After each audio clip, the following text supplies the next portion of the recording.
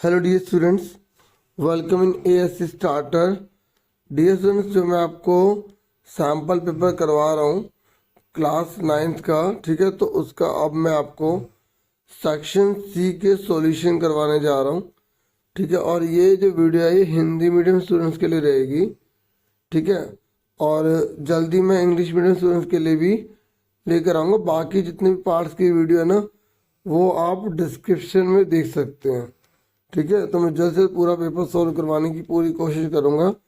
तो अब फटाफट सेक्शन सी जो है कर लेते हैं। पहला क्वेश्चन है 32 में, मतलब सेक्शन सी का, हिमालय को भारत के लिए वरदान क्यों माना जाता है, ठीक है। तो सुनिए ध्यान से। देखिए, हिमालय पर्वत भारत के लिए एक वरदान के समान सिद्ध हुआ है। इसके निम्नलिखित कारण है। पहला, हिमालय पर्वत भारत को एक अविजित सीमा प्रदान करता है, मतलब हमारी दुश्मनों से रक्षा करता है, ठीक है। बहुत बड़ी आर्मी हमारी यहाँ पर जो है ना, हमें यहाँ पर इतना ज़्यादा आर्मी को भेजने की जरूरत नहीं पड़ती, क्योंकि यहाँ हिमालय खुद हमारी रक्षा कर रहा है। और हिमालय जो है ना पर्वत हमारी मानसूनी हवाओं को रोककर भारत में परावर्षा करवाता है। अगर ये ना होता तो मानसूनी जो हवाएं होती वो ये ना रुकती और हमारे देश को बारिश ना मिल पाती। और पता है, अगर ये हिमालय पर्वत ना होता तो उत्तर भारत से जो ठंडी बर्फीली हवाएं होती वो आ जाती और दिल्ली, पंजाब, हरियाणा यहाँ सब बर्फ बर्फ हो जाती, जिसकी वजह से जो इतनी फसल उगती है ना वो नहीं उग पाती। हिमालय पर्वत के कारण यहाँ पर पूरा साल पानी से भरी लबालब नदियाँ हैं। हिमालय की वजह से यहाँ पर प्राकृतिक संसाधन है, जड़ी बूटियाँ, अनेक प्रकार के संसाधन है। तो आप ये अपनी लैंग्वेज में बना बना के लिख सकते हैं, ठीक है। अगर आप ऊपर वाला नहीं करते तो आप नीचे वाला कर सकते हैं कि प्रायद्वीपीय भारत की विशेषताएं को बताइए। जो आपको बताना है कि जो पेनिनसुलर इंडिया ना, उसके बारे में आपको बताना है। तो आप बता देना कि जो भारत है ना, भारत जो प्रायद्वीपीय, हम भारत की बात कर रहे हैं, बताना ये प्राचीनतम भूभाग गोंडवाना भूमि का हिस्सा हुआ करता था, ठीक है। और एक मेज की आकृति वाला स्थल था। यह आग्नेय और पुराने क्रिस्टलीय तथा रूपांतरित चट्टानों से बना है, ठीक है। किससे बना है? चट्टानों से। करेक्शन कर लेना, ठीक है। और प्रायद्वीपीय भारत के दो भाग हैं। नर्मदा नदी के दक्षिण में एक त्रिभुजाकार भूभाग है, इसे दक्षिण का पठार कहते हैं, ठीक है। जबकि उत्तरी भाग को मध्य उच्च भूमि कहते हैं और इसमें छोटा नागपुर का पठार, बुंदेलखंड का पठार, मालवा का पठार है। मैप में आता है, कर लेना मैप में। प्रायद्वीपीय भारत के मुख्य जो है ना, प्रायद्वीपीय भाग में जो मुख्य रूप से काली मिट्टी पाई जाती है और कपास के लिए अच्छी मानी जाती है। प्रायद्वीपीय भारत में मसालों का बहुत अधिक उत्पादन होता है। केरल तथा कर्नाटक आदि राज्य मसालों के उत्पादन में अग्रणी है। और प्रायद्वीपीय भारत में कई नदियों में, मतलब आप ये लिखना, प्रायद्वीपीय भारत में कई नदियां प्रभावित होती है, मतलब कई नदियां बहती हैं, ठीक है। तो ये थोड़ा करेक्शन कर लेना, जैसे गोदावरी, कृष्णा, कावेरी, नर्मदा आदि, ठीक है। अब नेक्स्ट देखो। नेक्स्ट है कि भारतीय संविधान सभा के सामने प्रमुख चुनौतियां कौन कौन सी थी एवं उनका सामना उन्होंने किस प्रकार से किया था, ठीक है। जो भारत का संविधान है ना, तो उसके सामने कौन कौन सी चुनौतियां आई थी। तो भारतीय संविधान सभा के सामने, ठीक है, निम्नलिखित चुनौती आई थी। पहला, भारतीय संविधान सभा के समक्ष सबसे बड़ी चुनौती विचारों की विभिन्नता की चुनौती थी, क्योंकि विचार अलग अलग थे, ठीक है। और संविधान सभा में कई विचारों के लोग शामिल थे और इनमें मतभेद होना स्वाभाविक था। लेकिन इसके बावजूद भी बहुत बड़ी मात्रा में वाद विवाद हुआ, लेकिन विचार विमर्श हुआ, लेकिन सहमति भी बन गई। पहली चुनौती कौन सी थी? विचारों को लेकर अलग अलग विचार थे, अलग अलग संस्कृति वाले लोग थे, तो उसमें बहुत बड़ी मात्रा में क्या हुआ? मतभेद भी हुआ, लेकिन सबको सुलझा लिया गया, ठीक है। संविधान सभा के समक्ष एक बड़ी चुनौती देशी रियासतों की थी, कि क्योंकि बहुत सारी रियासतें कह रही थी कि हमें एक अलग जो है देश बनाना है, या हम अपना शासन चाहते हैं, तो उन सबको कैसे लाया जाए, एक साथ कैसे किया जाए, एकजुट कैसे किया जाए, तो ये भी बड़ी चुनौती थी। तो उस समय सरदार वल्लभ भाई पटेल ने सबको एकजुट किया और पूरे भारत को एक बना दिया, ठीक है। और क्या चुनौती थी।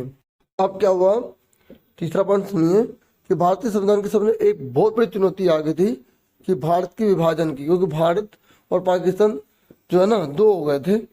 तो इससे क्या हुआ कि अब भारत के अंदर जो अनेक जाति धर्म के लोग रह रहे हैं उनमें सांप्रदायिकता की भावना ना हो, तो उससे कैसे निपटा जाए, ये हमारे संविधान सभा के सामने एक बड़ी चुनौती आई। जैसे मैं बोल रहा हूँ ना, आप वो भी लिख सकते हैं, ठीक है, जो लिखा हुआ तो आप देख ही रहे हैं, ठीक है। संविधान सभा के सामने एक बड़ी चुनौती ये भी थी अल्पसंख्यकों को लेकर कि भाई देखो, जब भारत एक अलग देश बनने जा रहा है तो इसमें अनेक धर्म जाति भाषा के लोग और कुछ लोग अल्पसंख्यक है, जैसे बौद्ध धर्म के लोग, जैन धर्म के लोग, ये संख्या में बहुत कम है, ठीक है। तो इन लोगों के हितों के लिए भी किस प्रकार से काम हो कि किसी प्रकार का कोई अत्याचार वगैरह ना हो, तो ऐसे स्थिति से निपटने के लिए भी हमारे देश में अल्पसंख्यक समुदाय के लिए विशेष प्रकार के प्रावधान कर दिए गए।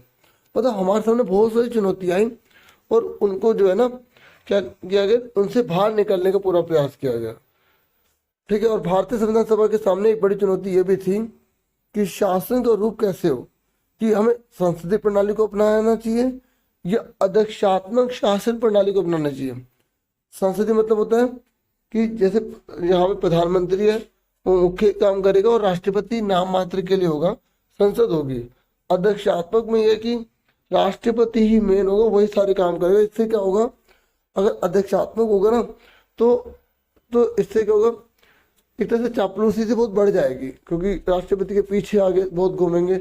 और अगर संसद प्रणाली होगी तो जनता द्वारा चुने हुए लोग होंगे और उसके बाद क्या होगा, फिर प्रधानमंत्री या बहुमत का जो भी नेता हो वो चुना जाएगा। तो उससे क्या होगा, जनता की मजबूती होनी थी। तो भारत ने संसदीय व्यवस्था को अपना लिया, ठीक है। अब नेक्स्ट क्वेश्चन देखो, 4 पॉइंट्स को इससे भी आप कर लेना, जैसे 4 नंबर का है तो। उसके बाद नेक्स्ट है शिक्षित बेरोजगारी की समस्या को दूर करने के लिए शिक्षा व्यवस्था में सुधार के लिए कुछ उपाय बताइए। आप खुद बताइए बच्चों, आज हमारे देश में जिन लोगों ने जो शिक्षा ग्रहण करी है ना, उसके अनुसार उन्हें नौकरी नहीं मिल पाती। तो आप कुछ उपाय बताइए। तो आप बता सकते हैं कि जो स्कूलों के अंदर जो शिक्षा दी जा रही है वो उस प्रकार की होनी चाहिए जिससे कि उनको नौकरी मिल जाए, मतलब व्यवसायिक शिक्षा करवानी चाहिए। और स्कूल के बाद भी अनेक प्रकार के ऐसे केंद्र खोलने चाहिए जिससे कि वो लोग जो है ना वहाँ पर एजुकेशन या स्किल गेट करके नौकरी ले सकें, ठीक है। बच्चों की जो एजुकेशन है वो अपग्रेड होनी चाहिए, ठीक है। बेरोजगारी को दूर करने के लिए सरकार के द्वारा अनेक प्रकार की व्यवस्था की जानी चाहिए, ठीक है। और अपना बना के आप बता सकते हैं। तो क्वेश्चन है बनाकर लिखने वाला है, आप यहाँ पढ़ भी सकते हैं कि शिक्षित बेरोजगारी को दूर करने के लिए हमें समय के साथ साथ बदलाव भी लाने होंगे, क्योंकि समय परिवर्तनशील है। अगर पढ़ाई या स्कूल का सिस्टम या बहुत सारी चीज़ें अगर वैसे ही चलेंगी तो फिर जो है उन लोगों को शिक्षा कभी नहीं मिल पाएगी, वो वाली शिक्षा जिससे कि वो उचित नौकरी पा सकें। तो नए बदलावों को अपनाना होगा, ठीक है। फिर नेक्स्ट क्वेश्चन है हमारा 35, फ्रांसीसी क्रांति से निकले विचारों का उल्लेख कीजिए जो आने वाले समय में दुनिया के लिए आदर्श साबित हुए। ये फ्रांसीसी क्रांति से निकले विचारों का उल्लेख करना है आपको। तो देखो, जो दुनिया के लिए जो है ना एक आदर्श हुए, तो आपको पता ना उसमें बंधुत्व है, समानता है ना, स्वतंत्रता है, तो वही आपको बताना। एक बार सुन लो आप। सन 1789 में फ्रांस की क्रांति हुई और इस क्रांति ने विश्व भर में महत्वपूर्ण बदलाव किए। फ्रांसीसी क्रांति से निकले कुछ प्रमुख शब्द जिन्होंने विश्व भर में ऐतिहासिक बदलाव किए वो इस प्रकार है। पहला कौन सा, समानता। तो समानता को बढ़ावा मिला, पहले हेडिंग डाल देना समानता। इसका मतलब होता है कि भेदभाव ना करना, सभी लोग समान हैं, ठीक है, ऐसे मेन। दूसरा आप बता देना, दूसरा विचार था स्वतंत्रता, मतलब सभी को स्वतंत्रता मिलनी चाहिए, अपने विचार प्रकट करने की जो आज़ादी है वो सबको मिलनी चाहिए, ठीक है।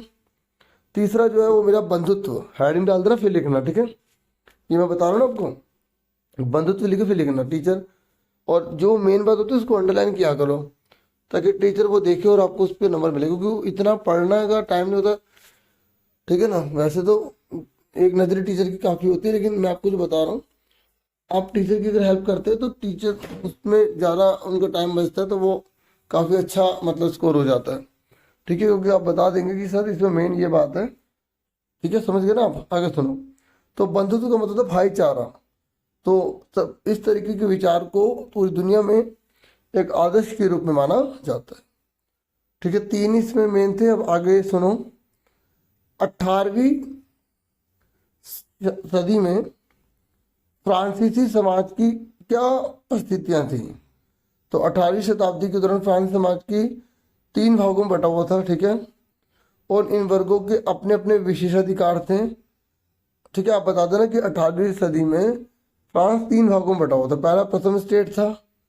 ठीक है, देखो घुमा कर पूछा जाता है एग्जाम में क्वेश्चन। ठीक है ना, तो थोड़ा सा आपको जो पता है ना, अगर कुछ समझ नहीं आ रहा तो जो भी आपको उस टॉपिक के बारे में पता है तो लिख कर जरूर आना, छोड़ मत देना, क्योंकि छोड़ने से मतलब आपको नुकसान ही है। ठीक है, तो 18वीं शताब्दी में फ्रांस के 3 समाजी वर्गों में पहले स्थान पर चर्च के पादरी आते थे, जिन्हें प्रथम स्टेट कहा जाता था। और इस वर्ग के लोगों को जन्म से कुछ विशेष अधिकार प्राप्त होते थे, जिनमें प्रमुखतः राज्य को दिए जाने वाले करों से मुक्ति। मतलब जो प्रथम स्टेट है उनको टैक्स नहीं देना पड़ता था। द्वितीय स्टेट, इस वर्ग में ऐसे लोग आते थे जो फ्रांसीसी समाज के कुलीन वर्ग कहलाते थे। इस वर्ग के लोगों को भी जन्म से विशेषाधिकार प्राप्त था, जिसमें ये वर्ग भी राज्य को कोई कर नहीं देता था, और इसके साथ ही इस वर्ग के लोगों को सामंती विशेष अधिकार प्राप्त थे। ठीक है, तीसरा स्टेट में आम जनमानस आता था, जिसमें व्यापारी, कर्मचारी, वकील, किसान, छोटे कारीगर, मजदूर, नौकर सब आते थे, और सभी टैक्स इन्हें भरने पड़ते थे। ठीक है, और 18वीं शताब्दी में फ्रांस की समाजी परिस्थितियों को देखते हुए कहा जाता है कि लगभग 60% जमीन पर कुलीनों का राज था। ठीक है, जो चर्च वगैरह थे। तीसरे स्टेट के अमीरों का अधिकार था, देख रहे हो।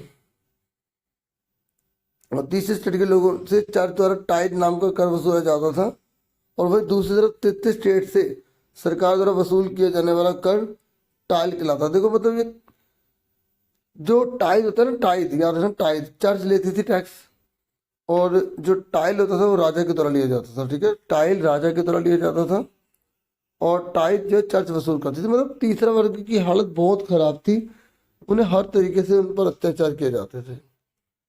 ठीक है, और एग्जाम में ये क्वेश्चन आता है कि जब फ्रांस की क्रांति होगी ना, एक क्वेश्चन और बता रहा हूँ, जब फ्रांस की क्रांति हो गई तो इसका जो है फायदा किन को हुआ? तो तीसरे स्टेट को हुआ, प्रथम आदित्य को नुकसान हुआ था इसका। तो डीएस मैंने आपको सेक्शन सी भी करवा दिया है, और जल्दी मैं आपके लिए सेक्शन डी भी लेकर आऊँगा। ठीक है, सेक्शन डी तो वैसे बहुत इजी है। ठीक है, सारी पैसेज है, केस स्टडी है, फिर भी मैं आपके लिए वीडियो जरूर लेकर आऊँगा। ठीक है, तो और इंग्लिश मीडियम वाले जो बाद में वीडियो है वो देख सकते हैं। Thank you for watching and listening carefully. Take care dear students.